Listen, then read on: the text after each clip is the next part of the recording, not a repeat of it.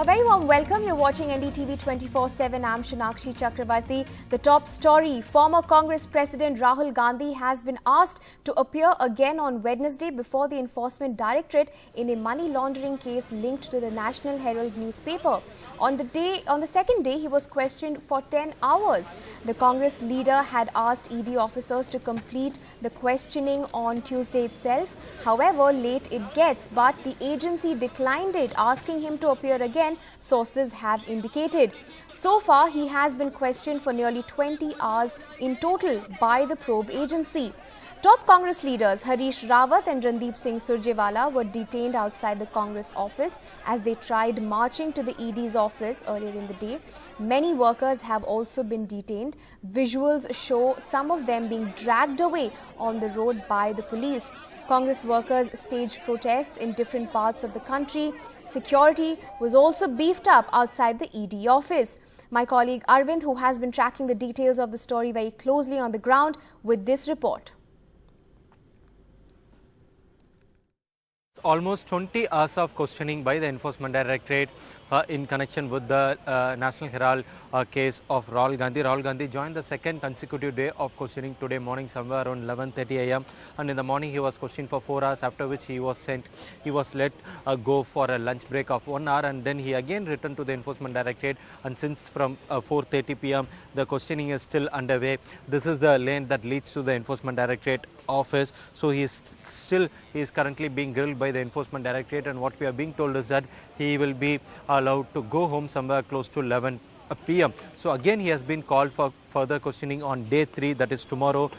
He has to appear before the agency somewhere around 11 p.m. What we are also being told by the agency officials is that because the agency has come up with a big list of questionnaire, that's why it's taking quite a time to complete this entire set of questions, and that's why he has been again called for further questioning in tomorrow. So tomorrow also it's expected that it will be a long day for Rahul Gandhi, and what our sources are saying is that when the agency told Rahul Gandhi that he has to appear before the agency tomorrow, Rahul Gandhi did offer the Enforcement Directorate to complete the entire set of questions today itself. However late it gets, but the Enforcement Directorate, according to sources, rejected this particular request and has asked him to appear before the agency tomorrow. So tomorrow Rahul Gandhi again has to appear before the agency at somewhere around 11 a.m. All right, that was my colleague Arvind Gunasekar tracking the details of that story. Remember, this is coming at a time when Rahul Gandhi is being questioned in the National Herald case by the probe agency, by the ED, by the Enforcement Directorate in a money laundering case linked to the National Herald newspaper. On the second day, which was on Tuesday, he was questioned for 10 hours. He has been questioned so far in all together for nearly 20 hours in the matter. Remember, the visuals on your screen also of those massive protests that have taken place not just in Delhi but across several cities in the country by the Congress party.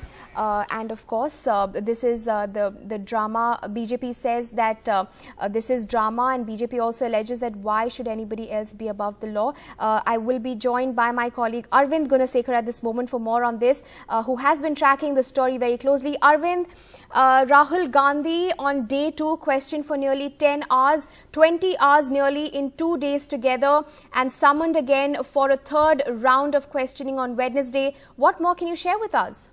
Yeah, Sonakshi, Rahul Gandhi has been questioned for over 20 hours in total in last 2 days by the Enforcement Directorate in connection with the National Herald case.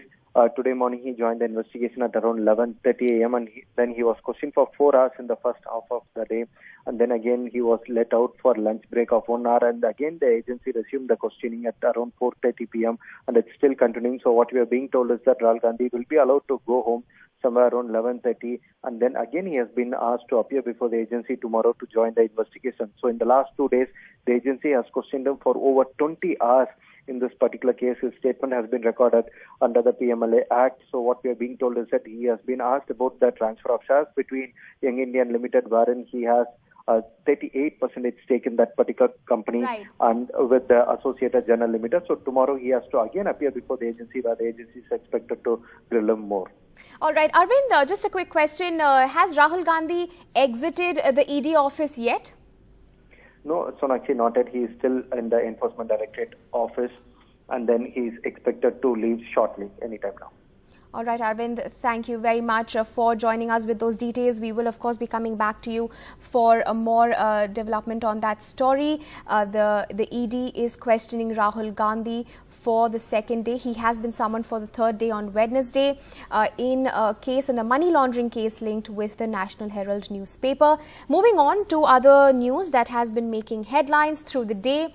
Amid a job crisis in the country comes Prime Minister's mega job promise. He has asked various government departments and ministries to undertake the recruitment of 10 lakh people on a mission mode in the next year and a half, his office has confirmed. The direction comes from Prime Minister Modi's following a review of the status of human resources in all government departments and ministries, the Prime Minister's office confirmed in a tweet. The government's decision comes amid the opposition's frequent criticism of it on the issue of unemployment. A large number of vacant posts in different government sectors has often been flagged. Meanwhile, under the ED heat, Rahul Gandhi too tweeted to say that the government promised 2 crore jobs per year and now is celebrating the filling up of 10 lakh vacancies. निर्देश जारी किए हैं कि 10 लाख सरकारी भर्तियां अगले 18 महीने में पूरी की जाएं, ताकि जिन जिन विभागों में कोई पद खाली है उनको भरने का काम भी किया जाए और देश के लाखों युवाओं को 10 लाख सरकारी नौकरियां मोदी सरकार 18 महीने में भरने जा रही है। इस देश में 28 लाख सरकारी नौकरियां खाली पड़ी हैं। इस देश में प्रजातंत्र और संविधान को बुलडोजर के नीचे रोन दिया गया है। अब ट्विटर खेलकर प्रधानमंत्री कितनी देर तक हम सबको भटकाएंगे। The centre on Tuesday unveiled the Agniveers scheme, a radical recruitment plan for armed forces. Under this scheme, about 45,000 people between the age of 17.5 years and 21 years will be inducted into the services for a 4-year tenure.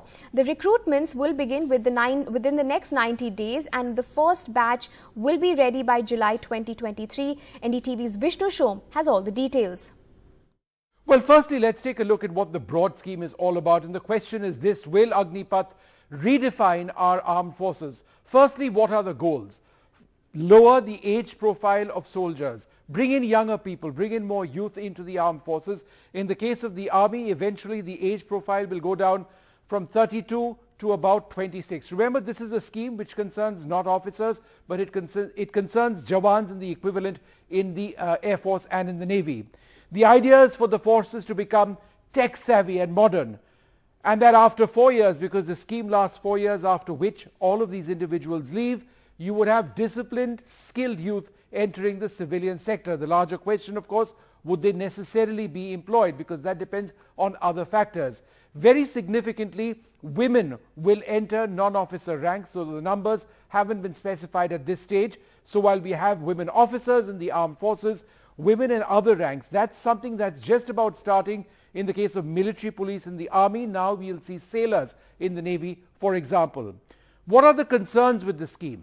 Well, will the forces lose experienced soldiers? Some would suggest that it takes about 8 years, for example, for an infantryman to become extremely experienced, battle hardened. But after 4 years in this case, soldiers would be leaving. Should technically trained soldiers be replaced? Again, this affects the Navy and the Air Force a great deal more, where you've got highly skilled technical workers handling the various aircraft in the fleet, handling various avionics, engine systems. They've been trained up to actually achieve certain tasks. After 4 years, is it right to take away that body of experience which they've developed?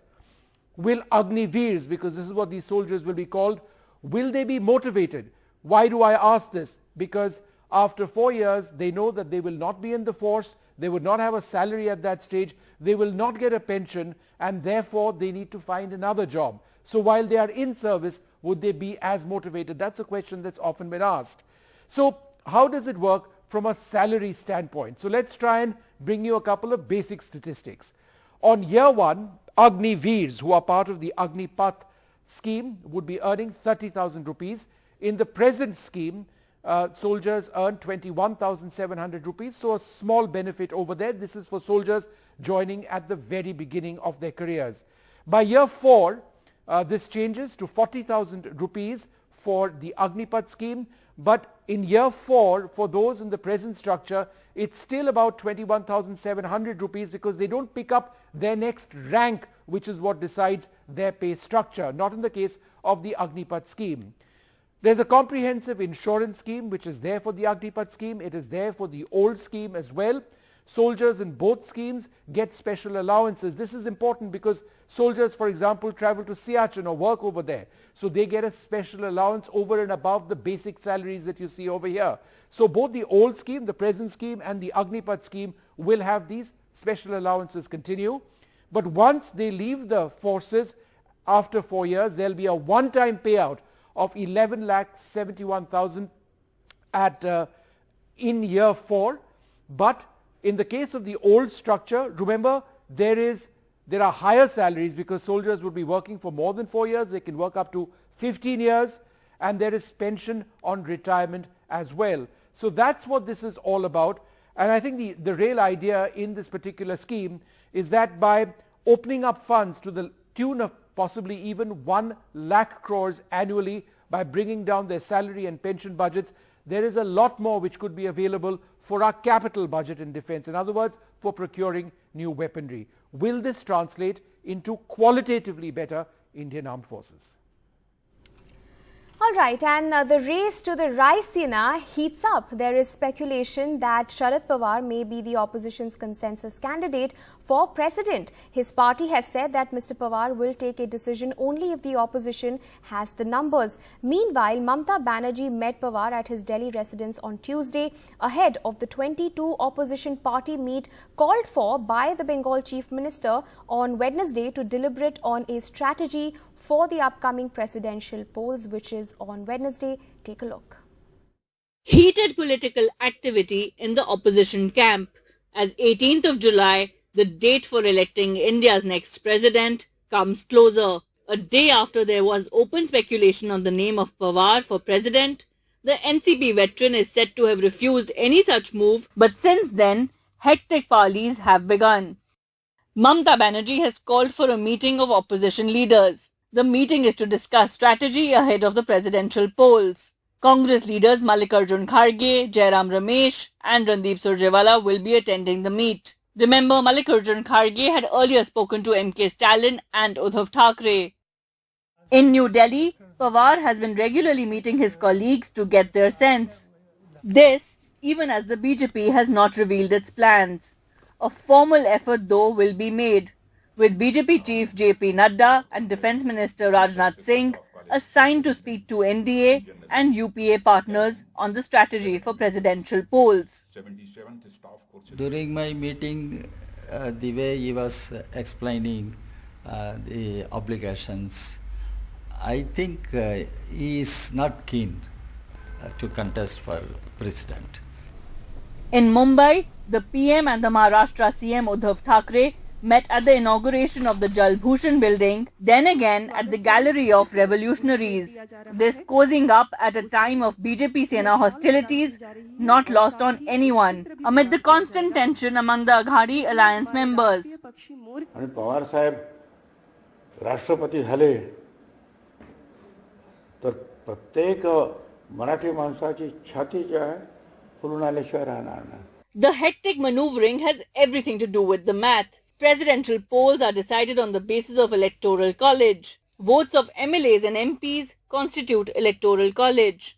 The vote value of each MLA varies. It depends on state population and the number of assembly seats. A total of 4,809 electors vote, and the total strength of electoral college is 10,86,431. The candidate who crosses 50% votes wins. NDA has 48% of electoral college, and the NDA is 13,000 votes away from the majority mark. In 2017, the TRS, YSRC and BJD supported the NDA candidate. In 2022, will the TRS be at warpath with the BJP, YSRC and BJD? That is still unclear. And is the opposition sensing an opportunity here? While movement has begun in the opposition camp, a prerequisite for this to be a successful enterprise is opposition unity, which has largely been a casualty in their strategy to mount on the attack on the government. The question is, how different will things be this time? Bureau Report, NDTV. Two lawyers have filed a petition in the Supreme Court seeking the arrest of sacked BJP spokesperson Nupur Sharma for her comments on Prophet Muhammad on a news channel. Filed by lawyers Abu Sohail and Chand Qureshi, the petition requested the Supreme Court to order an independent, credible and fair investigation into the matter.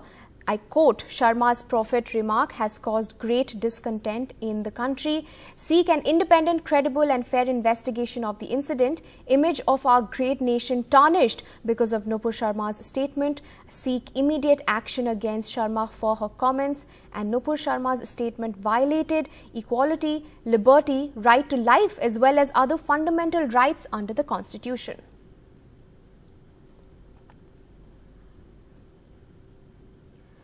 Accusing the Uttar Pradesh administration of making a mockery of the Constitution, 3 former Supreme Court judges are among 12 prominent people who have urged the court to react to the violence and repression by state authorities against Muslim citizens, protesting over BJP representatives' remarks on Prophet Muhammad.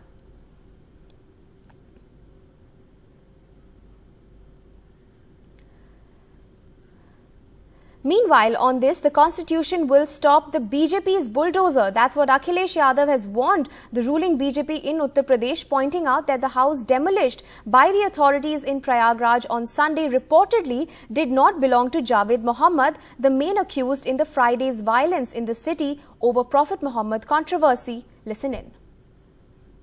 ये Bharatiya Janata party का bulldozer को संविधान और कानूनी रोकेगा और जिस घर पर बुलडोजर चलाया है उस घर में पहले नगर निगम के टैक्स दिए जाते थे, तो आखिरकार सरकार टैक्स क्यों ले रही थी कि जिन पर आरोप है उनके नाम पे घर ही नहीं था, उनकी पत्नी के नाम पर था। अब सवाल यह है कि क्या सरकार अपनी गलती स्वीकार करेगी और क्या जिन अथॉरिटीज ने उस पर बुलडोजर चलाया है क्या वो घर बना करके देंगे? Punjab police on Tuesday informed a Delhi court that Lawrence Bishnoi is a key conspirator of singer Sidhu Moosewala's murder while seeking the gangster's transit remand, saying that his custodial interrogation is necessary. Punjab police on Tuesday sought the transit remand of Lawrence Bishnoi to produce him before the court of the Chief Judicial Magistrate in Mansa in accordance with the law.